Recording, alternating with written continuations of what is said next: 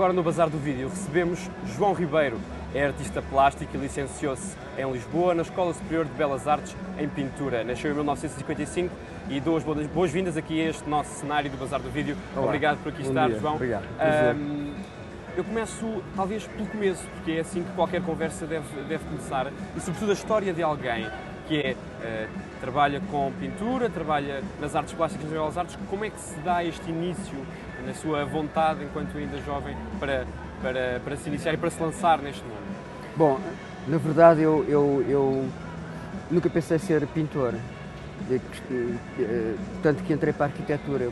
Eu quando era miúdo pensava ser arquiteto. Bom, mas enfim, mas a vida levou-me a que realmente as coisas fossem repensadas, e quando entro, e há uma altura que tinha talvez 20, 21 anos, decidi que deveria começar a frequentar aulas de pintura.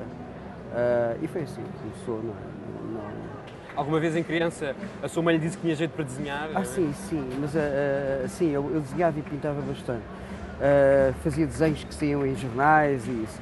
O desenho e a pintura esteve sempre presente. Mas na verdade eu queria ser arquiteto, mas depois, como tudo na vida, os caminhos levam-nos. O que é que o desapaixonou dessa planificação de edifícios paisagísticos? O que é que o afastou da arquitetura? Ainda hoje sou um apaixonado pela arquitetura, porque eu acho que a arquitetura é um exemplo da visão holística do homem. Mas cedo percebi, enfim, também estamos a falar de uma altura que se deu a Revolução, e eu creio que em 1974 não tinha as competências para pensar em continuar a estudar arquitetura. E depois, naturalmente, comecei-me a interessar pela pintura, pela escultura, e enfim, foi mais ou menos assim. Na altura em que decidiu então lançar-se nas aulas de pintura, falou também que é um período exatamente pós-revolução. É mais fácil por ser nesse período, ou seja... Sabe que eu tenho a ideia que não há períodos fáceis nem difíceis. As coisas são como são, e repare, cada geração tem os seus desafios, que são, no fundo, as condições que esses momentos permitem, os desafios que pedem, percebe? É um pouco assim, quer dizer, não há um padrão. Nós não podemos dizer é mais fácil agora ou era mais fácil naquele tempo, não. Há sempre uma reação de cada geração àquilo que lhes é proposto, não é? Falamos em desafios, já agora quais são os desafios hoje em dia? Quer para quem está já no mundo há alguns anos, ainda que tínhamos falado que se lançou nisto um bocado tarde, mas quais são os desafios para alguém que está agora já instalado no mundo das belas artes, e para quem está a dar os primeiros passos? Quais são os principais desafios? Bom, se não houver um desafio permanente, um questionário permanente do que é que estamos aqui a fazer, nada serve pensar que é possível construirmos uma reação artística, um ato artístico. Eu vou-lhe contar uma história muito engraçada. Quando, em 2011, fiz uma instalação com os corvos que falámos há pouco, estive um ano a desenhar corvos, era o projeto Vicente, na Galeria Ermida de Nossa Senhora de Belém. E estive um ano a desenhar corvos. Esses desenhos foram passados a cartazes a preto e branco. E a minha instalação era uma instalação que se servia de cartazes que forravam a parede exterior da galeria. E há um momento em que contratam alguém para colar os cartazes. E eu estou com um assistente, um jovem pintor de belas artes, ali, enfim, a orientarmos um senhor que estava a colar e que ia para um dos cartazes. Esse senhor, que estava em cima do escadote, às tantas, volta-se para trás, continuando a pôr a cola, e diz: eu sempre disse que a arte não serve para nada. E esse foi um momento decisivo para mim, porque eu, no meu egoísmo de artista, eu capturei esse momento como um ato artístico. Ou seja, já não me importava aquilo que eu tinha feito, dos cartazes, dos desenhos, mas sim aquele momento, tal e qual como num filme da Nouvelle Vague francesa. Percebe? Era aquele momento que interessava mais, era alguém que me estava a ajudar. na minha instalação e que me dizia: a arte não serve para nada. E de que forma é que essas palavras para si mudaram aquilo que faz? Ou se é que mudaram? Não mudaram, mas contribuíram para que realmente a questão da reflexão acerca do que é o ato artístico ficasse enriquecida, porque nada é definitivo e muitas vezes as palavras são demasiado pobres para conseguirem construir aquilo que é o pensamento do artista. A razão, que era isso que no fundo há pouco me perguntava, o desafio que me espera é continuar esta reflexão de perceber o que é que eu posso fazer, que narrativas posso trazer para apresentar a minha visão do mundo, percebe? Às vezes não é fácil, porque olhamos à volta e vemos, repara, a capacidade dos artistas em responder a essas questões é vasta, percebe? E procurar-se a diferença não é muito fácil. Falando agora de questões concretas, e ainda pegando um pouco na temática dos desafios, e falando concretamente em dinheiro, não se faz arte sem dinheiro? É possível alcançar a ribalta sem fundos, sem financiamento? Em relação a isso, qual é o desafio que existe? Eu acho que isso é uma pergunta terrível, porque é óbvio que se pode fazer, pode existir um processo artístico que não se sirva de grandes recursos. Ou seja, é possível que um artista tenha uma obra notável sem ter uma grande injeção de dinheiro. Isso é perfeitamente possível. Mas a verdade é que muitas vezes os artistas, na sua ânsia de construírem o seu projeto, de pensarem o seu processo, é óbvio que necessitam muitas vezes de produção. E eu dou-lhe um exemplo, quer dizer, eu estou aqui numa sala a ser filmado, olho e fico espantado com os recursos que estão aqui à minha volta. E só me preciso ser produzido, sei lá, para poder pôr as minhas ideias em ação, compreende? E isso tem a ver com dinheiro, não é? O avanço tecnológico acha que vem facilitar o trabalho dos artistas? Já que falamos aqui da componente tecnológica que nos envolve aqui hoje, e aqui concretamente, não só neste stand do Bazar do Vídeo, mas em toda a feira. Portanto, estão aqui criações tecnológicas antigas, como é o nosso cenário, estão aqui criações tecnológicas do mais recente que existe. Esse avanço tecnológico vem facilitar o seu trabalho? A palavra facilitar, volto a dizer, é uma palavra perigosa. É óbvio que eu lhe posso responder que sim, mas eu gostaria de lhe dizer que não. Ou seja, mas aí ainda bem, percebe? É essa a questão. É óbvio, é bom que o artista sinta dificuldade mesmo na facilidade. Claro que sim. As novas tecnologias muitas vezes podem até, eu não digo facilitar, mas encurtar se calhar algumas partes do processo criativo.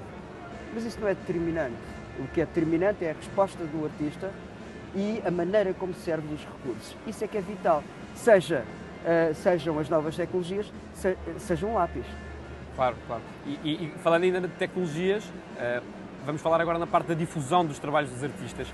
Isso vem facilitar? Vem facilitar? Claro, isso é óbvio. Ou vem provar que muitas das coisas... Agora, quase tudo é arte. Qualquer pessoa pode pôr tudo em todo lado. Não é só agora. Não é só agora. O Andy Warhol, há uma história, não sei se é bem assim, mas há uma história sobre o Andy Warhol, nos anos 60. Há um jornalista que lhe pergunta: desculpe, mas para si tudo é arte? E ele responde-lhe com um telegrama, e esse telegrama dizia: sim, porque eu considero isto uma obra de arte. É mais ou menos assim, percebe? Ou seja, tudo depende do ponto final que o artista, ou ponto de interrogação, que o artista, ou de exclamação, que o artista pode acrescentar quando determina que o seu processo parou e que aquilo se constitui em obra de arte, percebe? Não depende de artista para artista. Acha que é mais fácil, é mais fácil fazer as criações chegarem aos olhos do público? Sim.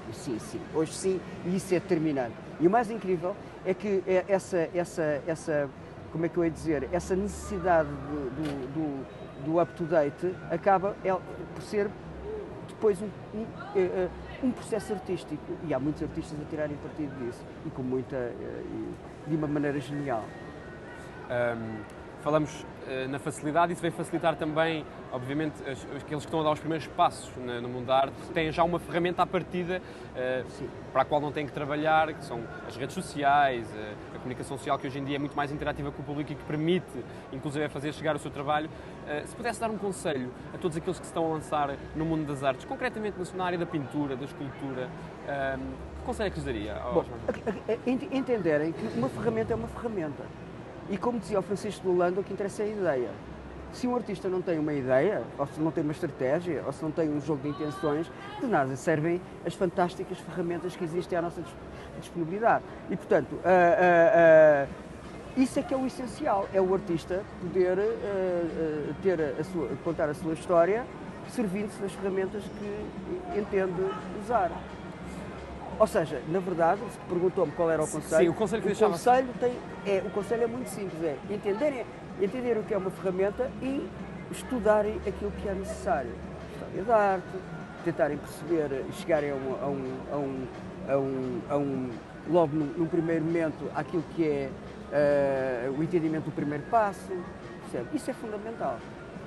Há bocadinho falava-me sem tom de brincadeira que a sua vida tem pouco ainda, mais 10 anos, portanto, consegue ver se calhar e dá-lhe medo de chegar ao final. O que é que falta fazer ainda? Tudo. Sim, quando chega à minha idade, esta coisa que é a aproximação do fim da vida é terrível. Mas eu não sofro muito com isso, sou muito brincalhão em relação a isso. Agora, é óbvio que sinto que poderia ter feito outras coisas que se calhar não fiz, mas eu acho que... Não vai a tempo, não? Sim, claro. E isso leva-me a uma questão que, já agora posso lhe dizer, que tem a ver com, nos últimos anos, eu recorri a muitas parcerias com pessoas que dominavam as novas tecnologias, exatamente para poder, no fundo, consolidar o meu trabalho. Porque quando eu estudei em Belas Artes, não havia sequer na altura um departamento de vídeo. Fazendo então essa ponte para as novas tecnologias, apesar do seu trabalho sentar essencialmente na escultura, na pintura, na pintura.